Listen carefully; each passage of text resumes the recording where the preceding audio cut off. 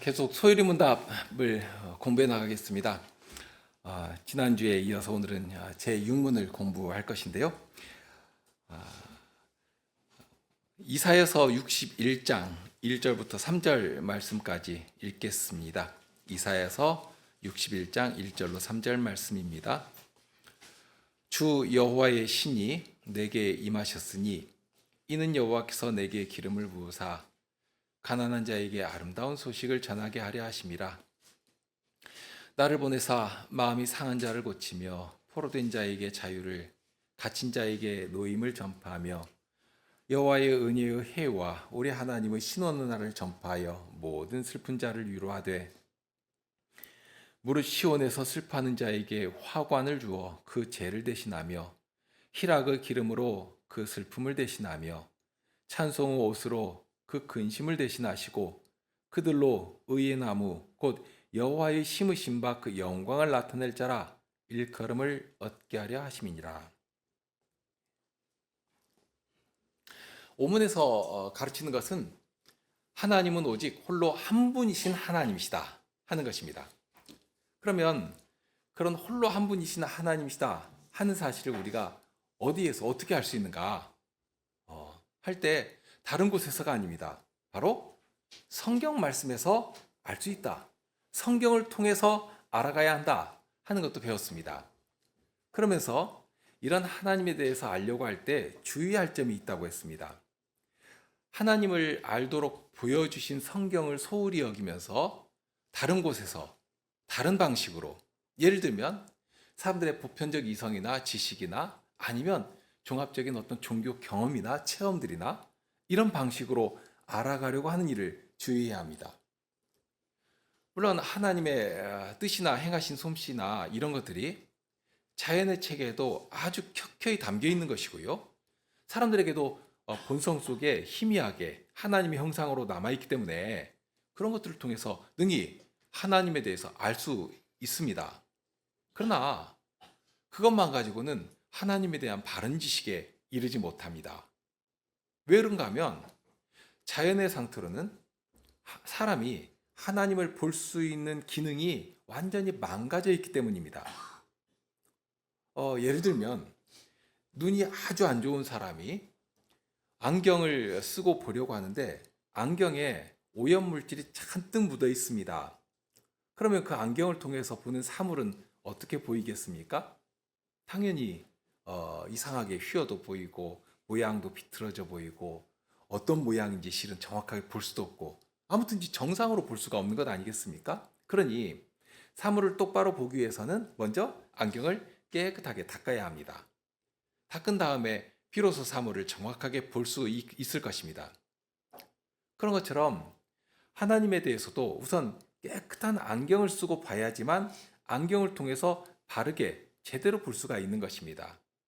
그런 안경과 같은 역할을 하는 책이 바로 성경이다. 하나님께서 하나님에 대해서 이렇게 열어서 알려주신 계시의 말씀이 성경이니까요. 그러니 이 성경을 통해서 하나님에 대해서 배워가야 합니다. 그러면서 또 주의해야 하는 것이 이렇게 성경을 나름 잘 가르친다는 교회에서도 주의해야 할 점이 있다 하는 것도 생각했습니다. 자칫 많은 교회들이 하고 있고 또 많은 사람들이 그 교회 다니는 사람들이 어떤 경험도 하고 하니까 그것을 가지고 어떤 공통된 체험의 현실들 이런 것들을 가지고 거꾸로 성경을 재해석하고 그 성경에 있는 내용을 규정하려고 하는 그런 일도 주의해야 합니다. 자칫 종교적 경험들이 공통적으로 형성되는 어떤 교회들은 자기들 안에 그 특이한 종교 경험들을 한 사람들이 이렇게 많아지게 되면 그러면 이것이 이런 모습이 성경에서 말씀한 바로 이 현상이다 해가지고 성경을 이렇게 거꾸로 사람의 경험을 기반으로 해가지고 성경을 재해석하려고 하는 일이 많습니다. 그러나 우리가 알고 있는 대로 오히려 전혀 거꾸로 적용을 해야 합니다. 성경에 비추어서 이것이 정당한 것인가, 이것이 무엇인가 하는 것을 명확하게 규명하고 확인하고 그러면 과연 그렇다 하는 것이 아닐 때에는 아무리 사람들의 공통적인 경험들이 이렇게 형성되고 경험치들이 많이 쌓일지라도 그것을 가지고 성경을 재해석하려고 하면 안 되는 것입니다. 사람의 종교적 경험이라고 하는 것이 기독교에만 있는 것이 아니지 않습니까? 많은 우상 종교에서도 아주 활발하게 이루어지는 것이고요. 예를 들면 방언만 해도 수많은 종교에서 방언을 하거든요. 그런 신비한 경험들이 있으니까 그런 종교들을 하는 것입니다. 만약 그런 것들이 없으면 종교가 안 되는 것입니다. 그런데 자칫 그런 것을 하나님의 말씀으로 끌어와 가지고 이것이 이 말씀에서 규명한 이 말씀에서 지금 언급한 이것이다 하고 이렇게 거꾸로 적용하고 정당화 시키려고 하는 그런 일을 주의해야 합니다. 교회도 죄인들이 많이 모이는 곳이기 때문에 날마다 성경 말씀 안에서 이 진리의 말씀 안에서 자신을 살피고 새롭게 되지 않으면 그런 엉뚱한 자리로 가기가 참 쉬운 것입니다. 그리고 또 주의해야 할 부분이 어떤 좀 우리에게도 이런 어떤 모범적인 교회들이 이렇게 눈에 보이지 않습니까? 그러면 어떤 교회에서 한다, 이렇게 한다 해가지고 그런 것을 따라하는 식으로 교회를 잘 이루는 것처럼 착각하는 그러니까 스스로가 독립하지 못하면 그런 식으로 자꾸 따라하는 것으로 하나님의 말씀에 순종하는 것처럼 착각한 일들이 참 많습니다. 심지어는 목사가 그런 식이 돼버리면 교인들은 더 말할 것이 없겠죠. 물론 그렇다고 해서 자칫 우리만 옳다 하고 생각하는 그런 태도는 말할 것 없이 주의해야 할 아집과 독선일 경우가 많습니다. 특히 어떤 형성된 규범들, 예를 들면 찬송도 그럴 수가 있고요. 어떤 종교적 용어들도 해당될 수가 있고요. 또는 종교적인 형식들도 그럴 수 있습니다. 이런 것들은 시대에 따라서 또는 회중의 구성에 따라서 얼마든지 변할 수 이렇게 다양한 변주가 이루어질 수 있는 것인데 그 자체를 진리처럼 받아버리고 이렇게 하는 것만이 바른 교회이다 해가지고 우리처럼 하지 않으면 재척해버리는 그런 편협한 배타주의에 빠지는 일을 주의해야 합니다. 그렇게 해가지고 소위 말하는 분파를 이루는 일들이 참 많지 않습니까? 그러기가 쉬운 것입니다. 우리는 분파주의자들이 아닙니다. 그렇게 되면 아주 큰일 나는 것이거든요. 그런 일도 주의해야 할 것입니다만 그러나 무엇보다도 진리의 말씀을 따라서 독립해서 어른과 같이 그 말씀을 가지고 서로 분별하고 그 말씀 앞에서 바로 서면서 교회를 이루어가지 못한다면 어쩔 수 없이 무엇이라도 이렇게 붙들고 또는 따라하면서 흉내내면서 나름대로 잘하고 있겠거니 하는 것처럼 이렇게 착각하면서 살아가기가 쉬운 것입니다. 그렇게라도 해야 사니까요.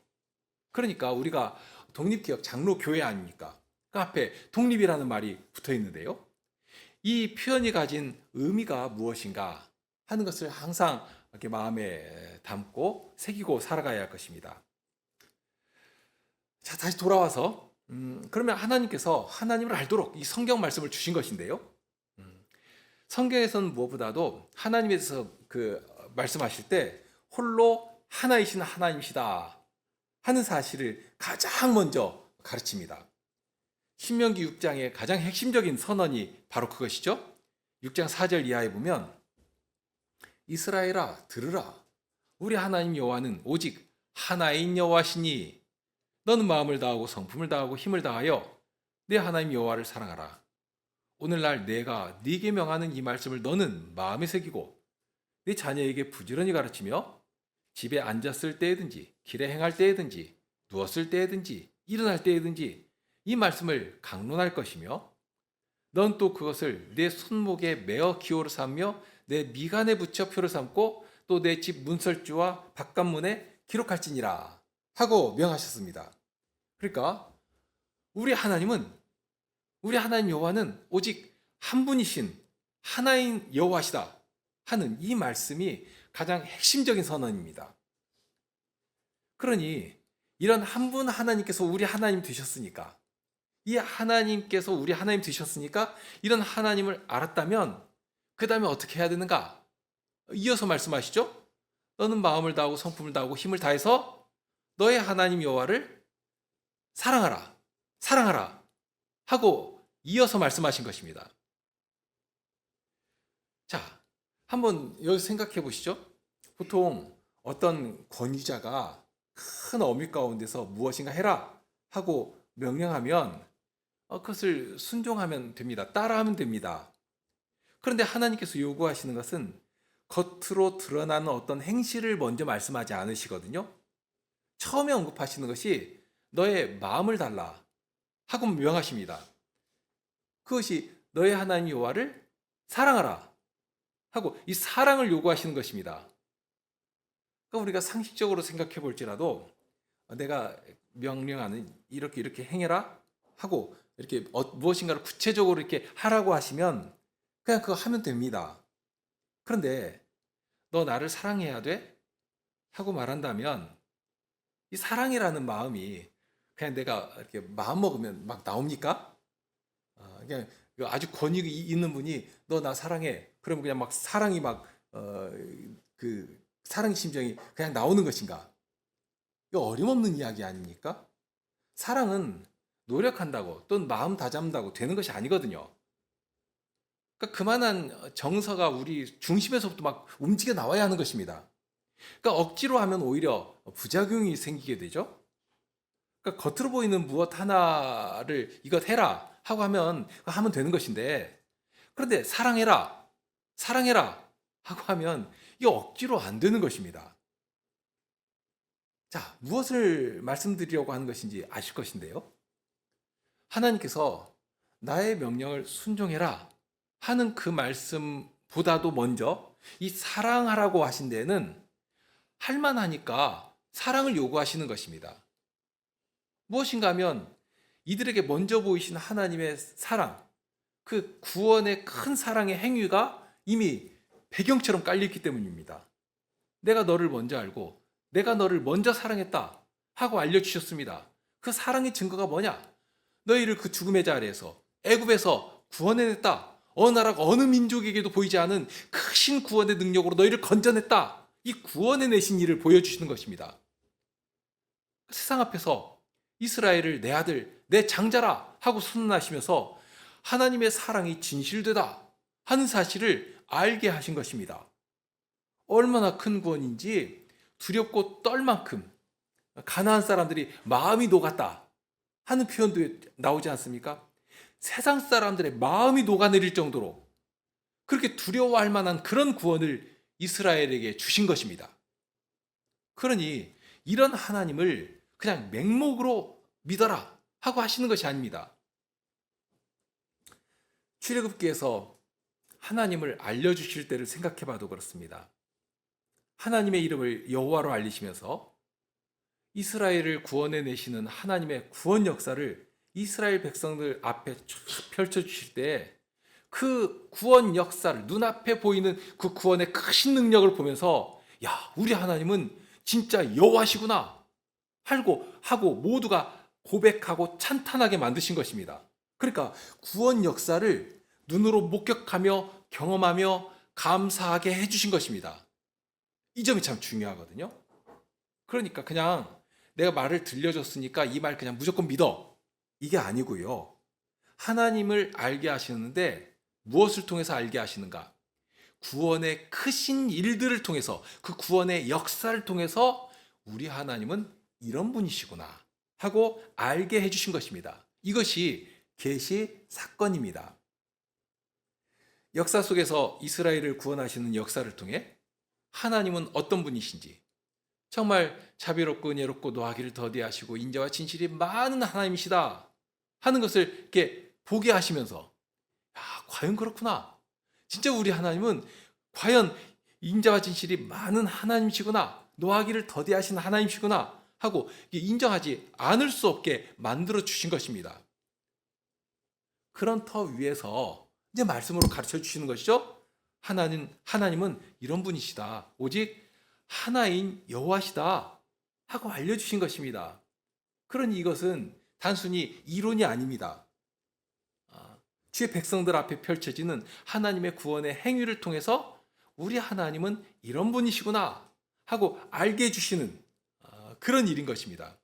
그런 구원을 주신 하나님이 우리 하나님 말고 또 누가 있겠는가 하는 심정이 이 말씀을 듣는 모든 백성들의 마음에 절로 일어날 것 아닙니까?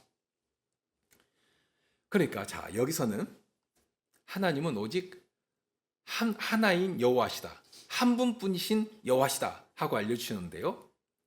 그러면 이제 그 말씀을 잘 받았다면 그 다음에 하나님께서 무엇을 요구하시는가? 하나님께서 계속 말씀하십니다.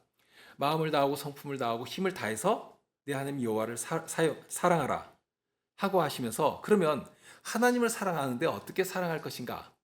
그냥 우리 마음 내킨 대로 사랑하라고 하신 것이 아니라 그 다음에 보니까 하나님을 어떻게 사랑해야 할 것인가 하는 것도 아주 구체적으로 가르쳐 주셨습니다. 6절부터 나오는데 6장 6절이죠. 오늘날 내가 네게 명하는 이 말씀을 너는 마음에 새기고 네 자녀에게 부지런히 가르치며 집에 앉았을 때든지 길에 행할 때든지 누웠을 때든지 일어날 때든지 이 말씀을 강론할 것이며 또 너는 또 그것을 내 손목에 메어 기호를 삼며 내 미간에 표를 삼고 내 집 문설주와 바깥문에 기록할지니라. 그러니까 이 말씀을 하시는 것은 아직 사랑이 무엇인지도 모르고 하나님이 어떤 분이신지도 모르기 때문에 이렇게 구체적인 삶을 통해서 하나님을 배워가기를 바라신 것입니다. 그러니까 하나님을 배워간다는 것은 항상 강조드리는 것이지만 이론으로 책상머리로 또는 이렇게 강설하는 이 말씀, 자주 말씀드리는 것이지만 훌륭한 강설은 유튜브만 틀어도 얼마든지 나오거든요. 그러나 우리가 이 예배 자리에서 하나님의 말씀을 듣는 것은 어떤 의미가 있는가? 이 자리에 하나님께서 임재하시고 임재하신 하나님 우리가 인격적으로 배우며 만나며 섬김 가운데 사귐 가운데 하나님의 음성을 우리가 직접 듣는 그런 자리에서 하나님이 어떤 분이신가를 배워가는 것 아닙니까? 이것은 이론이 아닙니다. 그러니까 책상머리에 앉아가지고 책 읽으면서 배우는 또는 유튜브 틀어놓고 그냥 들으면서 배우는 그것이 아니라는 말씀입니다. 그러니까 여기 말씀하신 것처럼 하나님이 어떠한 분이신지를 알아간다 할 때는 생활 속에서 정말 누웠을 때 앉았을 때 나가며 들어가며 또는 이마에 미간에 표를 삼고 정말 문설주에다가 그 말씀을 기록하며 그렇게 하는데 자녀들에게도 사랑하는 자녀들에게도 하나님의 말씀을 늘 강론하기 위해서는 그 말씀에 막 살아 움직이는 것이 있어야 무엇이라도 한마디 할 것 아닙니까? 그러니까 부모의 심정에 먼저 하나님이 어떤 분이시가 하는 것들이 막 살아 움직이는 것입니다. 그러니 그런 말씀을 이 자녀들에게 들으며 나며 어느 때라도 밥 먹으면서 잠자리 들면서 그런 하나님에 대한 이야기들을 이렇게 자녀들에게 해주는 것이죠. 그러니까 이게 삶으로서 나타나고 삶으로서 배워가는 것입니다. 말씀으로 살아 역사하시는 하나님에 대해서 우리 생활에서 알아가는 것입니다. 이 사실이 대단히 중요합니다. 그렇지를 않고 머릿속으로만 또는 이론으로만 알아가면 어떤 일이 벌어지는가? 어떤 일이 벌어질 것 같습니까? 아주 대표적인 사람들이 있는데요. 유대인들이 그렇습니다. 예수님께서 행하시는 구원의 일을 보면서도 예수님 뭐라고 했냐면 참람하다고 예수님을 정죄했습니다. 하나님의 말씀을 자신의 마음 가운데 두고 그 말씀을 따라 하나님을 배워간다고 하면 예수님께서 행하신 일을 볼 때 하나님께서 저분과 함께 하시는구나. 하나님께서 선지자들을 통해서 약속하신 그 일들을 바로 이 예수님께서 이루어 가시는구나 하고 하나님께서 예수님과 함께 하시고 예수님을 통해서 이루어 가시는 하나님의 구원의 일들을 통해서 하나님께 영광을 돌리고 하나님을 찬송하는 그런 일이 벌어져야 마땅한 것입니다. 안식일에 일한다고 예수님을 정죄할 때 예수님께서 하신 말씀이 있습니다. 너희는 가서 내가 긍휼을 원하고 제사를 원치 아니하노라 하신 뜻이 무엇인지 배우라. 내가 의인을 부르러 온 것이 아니요 죄인을 부르러 왔노라 하시니라. 하나님의 뜻은 이런 것입니다. 높은 자리에 앉아가지고 무엇 아는 체 하면서 선생 노릇이나 하라고 말씀을 주신 것이 아닙니다. 자기 죄를 알고 하나님의 자비하심을 구한 죄인들을 사랑하시고 죄인들에게 하나님을 알도록 내어주시면서 그렇게 친히 우리 가운데 찾아오신 하나님을 통해서 그 사랑을 알게 하신 것입니다. 예수님께서 이 땅에 오셔서 하신 일이 그런 것 아닙니까? 섬김을 받으러 오신 것이 아니라 오히려 자기 목숨을 많은 사람들의 대속물로 주려고 오셨다 하고 알려주신 것이고요.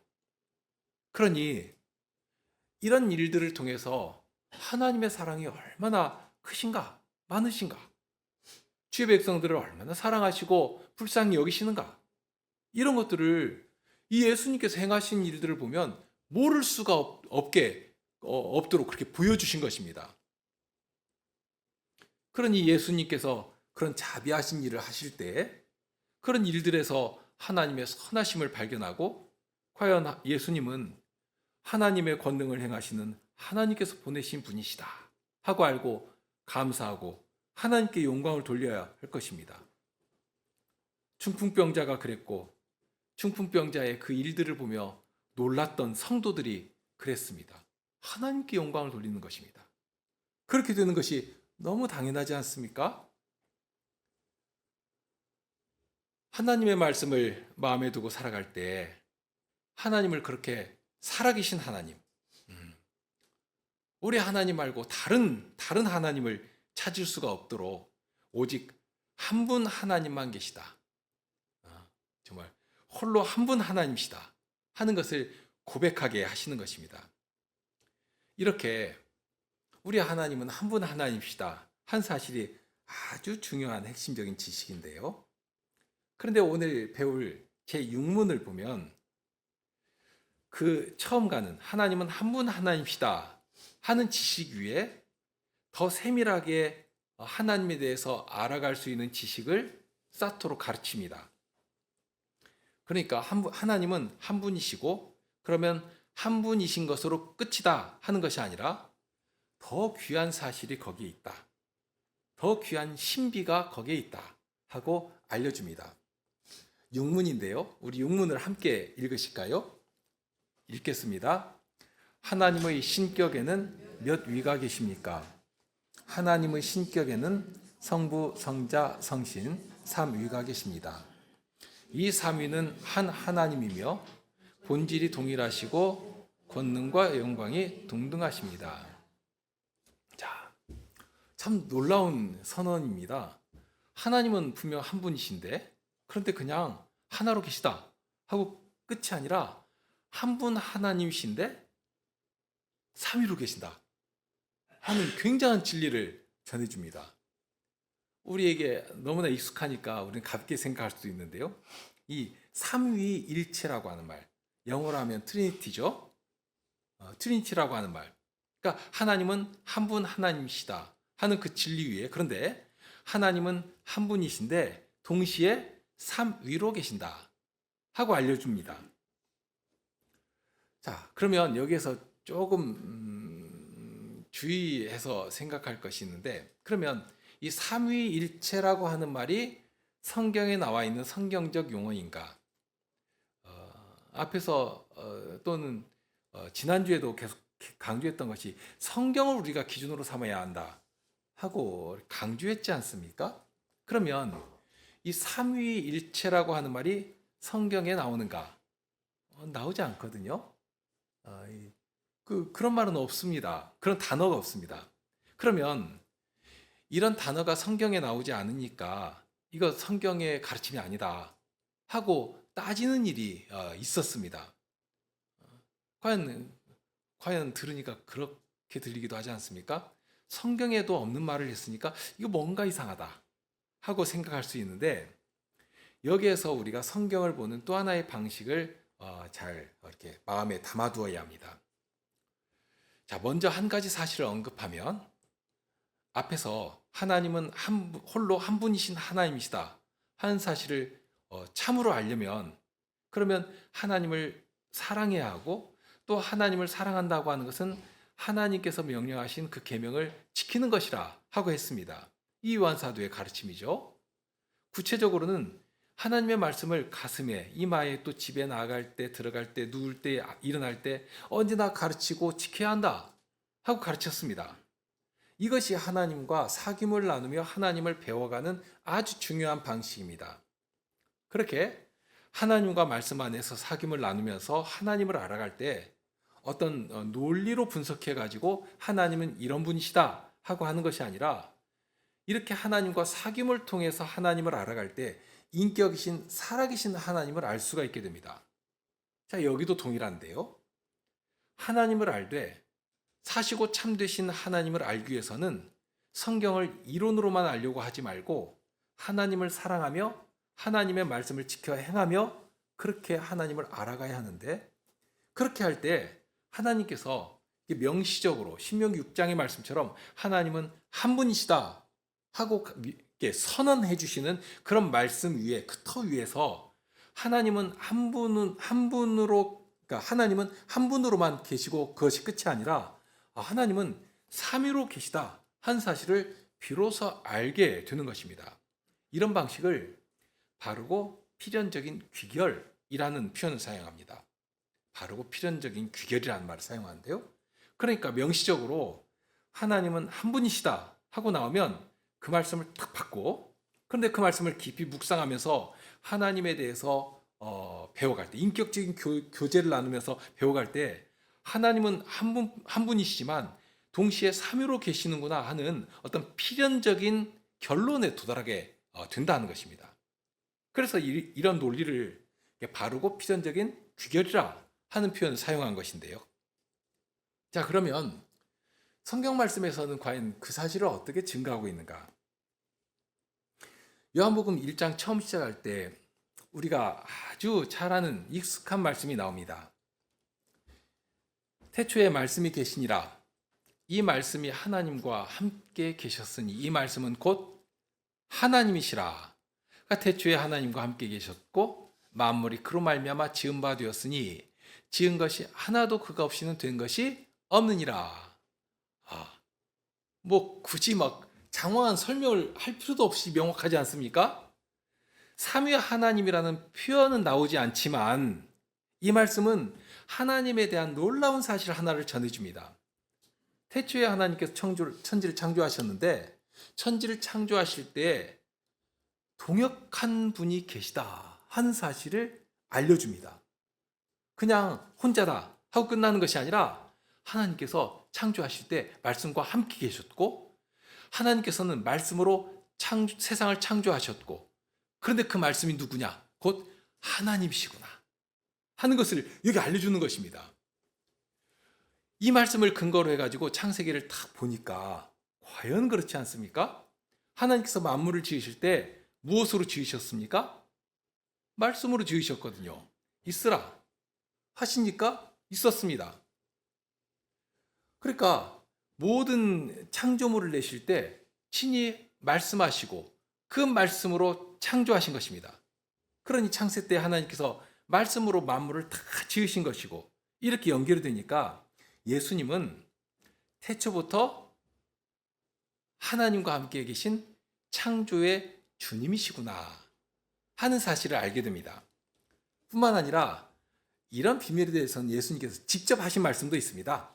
요한복음 10장 28절 이하에 보면 내가 저희에게 영생을 주노니, 누가 영생을 줄 수 있습니까? 하나님 외에는 없거든요. 영생을 주노니 영원히 멸망치 아니할 터이요 또 저희를 내 손에서 빼앗을 자가 없느니라. 예수님의 손에서 빼앗을 자가 없다고 하십니다. 그런데 저희를 주신 내 아버지는 만유보다 크심에 아무도 아버지 손에서 빼앗을 수 없느니라.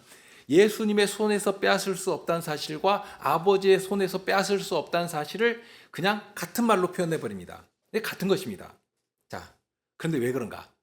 30절에 그 말씀이 나오죠. 나와 아버지는 하나이니라. 이러니까 그렇습니다. 예수님이 당신은 하나님과 하나다 하고 직접 알려주십니다. 그런데 이 말씀을 하실 때 함께 하신 말씀을 보면요, 하나님께서 어떤 사랑으로 예수님 손에 맡기신 자들을 붙들고 구원해내시는가, 그 사랑의 열정과 사모함이 어떻게 작용하고 있는가. 아무도 아버지의 손에서 빼앗을 수 없다. 그렇게 된 이유가 뭔가? 나와 아버지가 하나이기 때문이다 하고 알려주시는 것입니다. 아버지는 만유보다 크신 분이시고 하나님보다 크고 힘이 있는 자가 있다면 아버지 손에서 빼앗을 수가 있겠지만 어림없는 이야기 아닙니까? 아무도 빼앗지 못하는 것입니다. 예수님 손에 붙들린 자들과 아버지 손에 붙들린 그 모든 것이 하나처럼 움직여 나갑니다. 과연 예수님은 하나님과 하나이십니다. 이렇게 예수님은 하나님이시라 한 사실을 알려줍니다. 여기에서 하나님이 삼위로 계시다는 사실을 알아가는 중요한 포인트가 있는데요. 방금 이 말씀에서도 느낄 수 있는 것이지만 하나님께서 친히 당신이 삼위로 계신다는 사실을 우리에게 이렇게 확연하게 알려주실 때, 계시라고 말씀드렸지 않습니까? 이렇게 알려주실 때는 항상 하나님의 크신 구원의 일이 우리에게 임할 때입니다. 그러니까 하나님의 구원의 일이 우리 가운데 임할 때 하나님이 누구신가를 아주 분명하게 알게 됩니다. 가장 큰 예가 예수님께서 사람으로 오실 때입니다. 저는 그렇게 확연하게 나타나지 않았거든요. 구약 시대가 그랬습니다. 희미하게만 그림자처럼 보였거든요. 그런데 성자 하나님께서 사람이 되셔서 오시고 인생 가운데 거하시면서 우리의 구원의 일을 이루어 가실 때 비로소 하나님은 한 분 하나님이실 뿐만 아니라 성부와 성자 하나님으로 계시는 것이구나 하고 알게 되는 것입니다. 자, 그러면 성신님은 어떤 분이신가?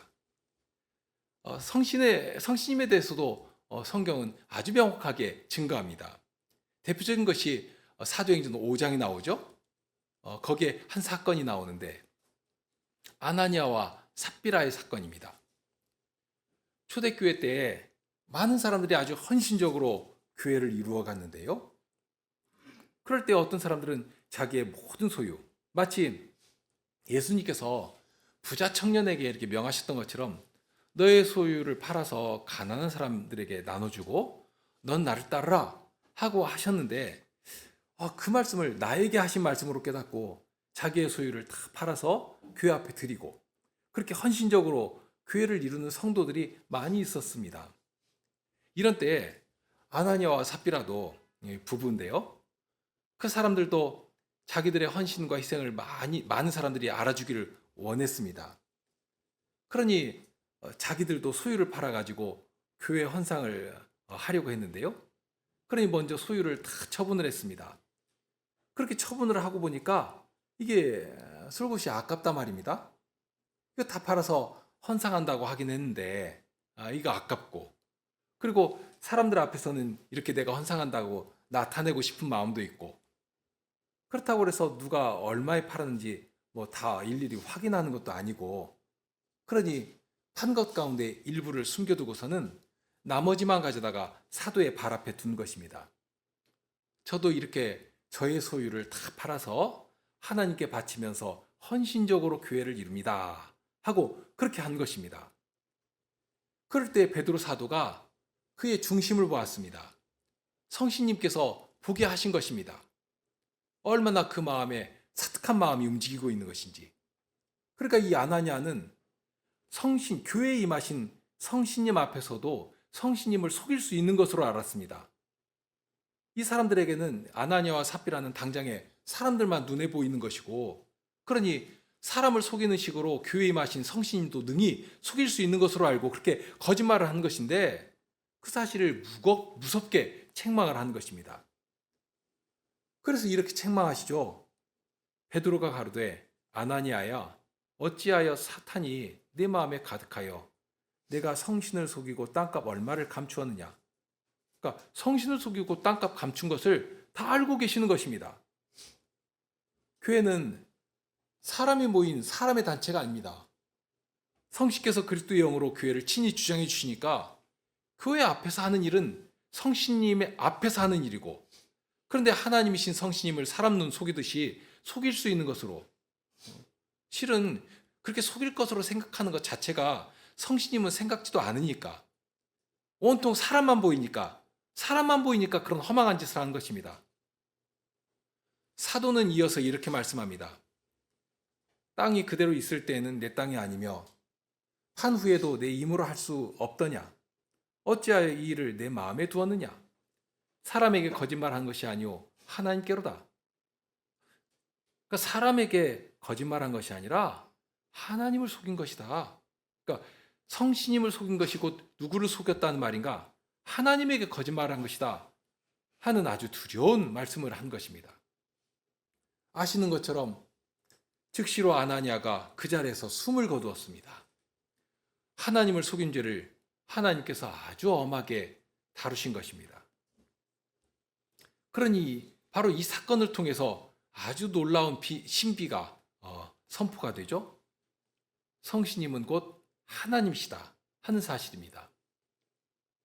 성신님이 하나님이시기 때문에 예수님이 하나님을 우리에게 알리신 것처럼 성신님도 하나님으로서 하나님을 우리에게 능히 알리시는 그런 분이 되셨습니다. 제자들이 예수님을 볼 때 하나님을 본 것처럼 예수님께서 그렇게 말씀하시지 않습니까? 나를 본 자는 곧 아버지를 본 것이다 하셨는데요. 그런데 우리도 동일합니다. 성신께서 우리 가운데 임하시고 말씀으로 우리에게 찾아오시며 말씀으로 깨닫게 하실 때 성신님의 그 인도하심 가운데서 우리가 하나님을 알고 하나님과 친밀한 교제를 나눌 수 있게 되는 것입니다. 성신님으로 말미암아 하나님의 신비를 배워갈 수 있게 되는 것입니다. 그 일을 위해서 성신께서 우리 중에 오신 것입니다. 자, 이제 마무리를 하시죠. 우리가 삼위 하나님을 알아가려고 할 때는 이론으로 그러니까 지식으로 알아가려고 하면 큰일 납니다. 그럼 망합니다. 예수님께서 행하신 구원의 일들을 통해서 하나님을 알아간 것처럼 우리도 성신께서 행하신 구원의 일들을 통해서 하나님을 배워갈 수 있게 됩니다. 구원의 일들을 통해서 배워가게 되는 것입니다. 하나님께서 여호와라는 이름을 주실 때 이스라엘 위에 가득한 구원의 능력을 통해서 하나님이 여호와시다 하고 알아가도록 하신 것인데요. 우리도 하나님을 알아갈 때는 동일합니다. 논리로 삼위일체 하나님은 이런 것이다 하고 알아가게 하신 것이 아니라 예수님께서 이루신 구원을 우리 중에 능력으로 임하도록 성신께서 가르치시고 적용하여 주시고 이렇게 구원이 우리 것이 되도록 해주실 때 비로소 성신님은 하나님이시다 한 사실을 알고 합당한 영광을 성신님께 돌려드릴 수가 있게 되는 것입니다. 자, 이렇게 해서 하나님을 알 때 분명 한 분 하나님이시지만 또한 삼위로 계신 하나님이시구나. 참 삼위로 계시면서 아버지 하나님의 사랑을 예수님께서 친히 이루시고 예수님께서 친히 이루신 그 구원을 오늘 우리에게 가득가득 주시면서 하나님을 찬송하게 하신다. 누가? 성신께서 우리 가운데 임하신 이 교회 가운데 임하신 성신님께서 바로 그 일을 하신다 하고 감사하며 위로를 받으며 찬송할 수 있게 되는 것입니다. 우리 함께 기도하시죠.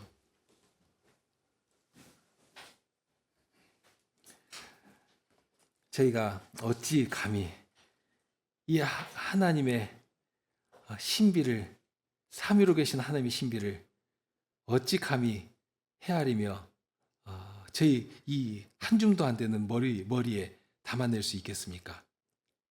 그런데 하나님께서는 친히 저희의 구원이 되시며 저희의 구원을 이루어 가실 때 하나님이 어떤 하나님이신가 하는 것을 알며 배우며 그런 하나님을 늘 의지하며 감사하게 하셨습니다. 그러니 저희가 말로만 떠들고 자랑하려는 그런 어리석은 자리에서 떠나 진정 주님의 말씀을 따라 저희 발걸음을 옮기며 저희의 이 굽어 있는 손을 내어드리며 주님의 사랑을 전하는 그렇게 주님을 배워가는 저희가 되게 해주시기를 구합니다. 이제 저희에게 허락하신 일주일의 생활이 저희 앞에 있습니다. 주님께서 친히 저희와 동행하여 주시고 늘 주님의 말씀이 저희 앞서 가시고 저희는 주님을 늘 뒤쫓는 그런 주의 신실한 자들이 되게 하여 주옵소서.